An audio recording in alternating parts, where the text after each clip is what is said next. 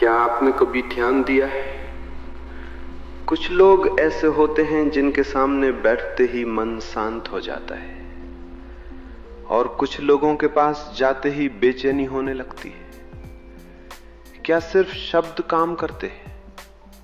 क्या केवल व्यवहार असर करता है, या फिर हमारे भीतर कोई ऐसी अदृश्य शक्ति भी है जो लगातार एक दूसरे तक पहुंच रही है?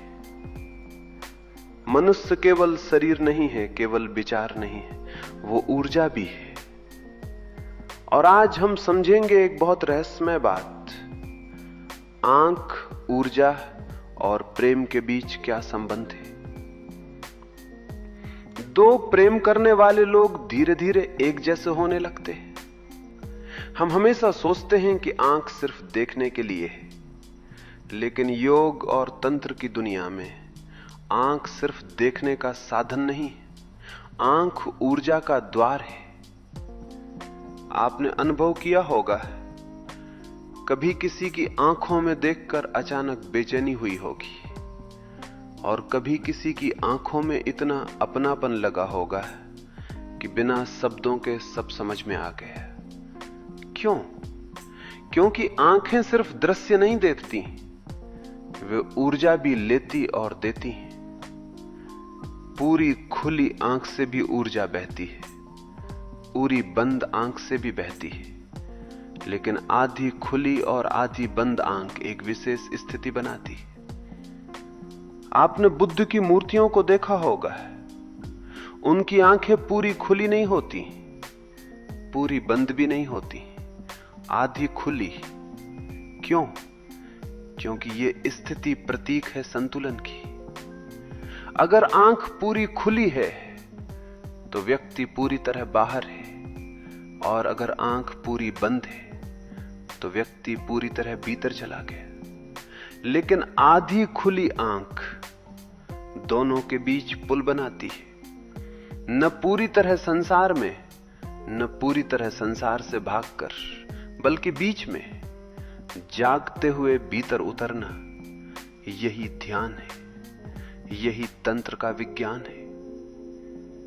हमारे जीवन की सबसे बड़ी समस्या क्या है?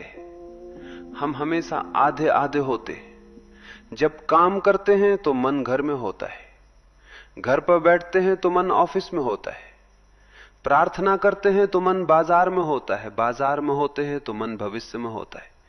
हम कभी पूरे नहीं होते, और जहां व्यक्ति पूरा नहीं होता है वहां ऊर्जा बिखर जाती है।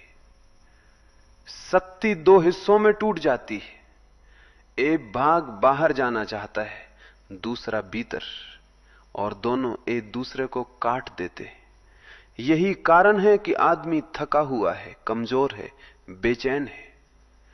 ऊर्जा कम नहीं है, ऊर्जा बटी हुई है। पति पत्नी अगर सच में साथी बन जाएं, तो वे सिर्फ सामाजिक साथी नहीं रहेंगे, वे आध्यात्मिक साथी भी बन सकते हैं। सुनने में अजीब लगता है, लेकिन सोचिए, जब दो लोग वर्षों साथ रहते तो धीरे धीरे वे बदलने लगते। उनके बोलने का तरीका मिलता है, आदतें मिलने लगती, यहां तक कि चेहरे के भाव भी। क्यों? क्योंकि प्रेम सिर्फ भावनात्मक नहीं होता है, ऊर्जा का आदान प्रदान भी होता है। दो लोग जितने निकट आते हैं उनकी आंतरिक लय भी मिलने लगती है, लेकिन एक शर्त है, जहां कलह है वहां ऊर्जा का प्रवाह टूट जाता है। जब दो लोग लगातार लड़ते हैं तो वे एक दूसरे के लिए बंद हो जाते, शरीर पास रहता है, दिल दूर हो जाता है, ऊर्जा का पुल टूट जाता है।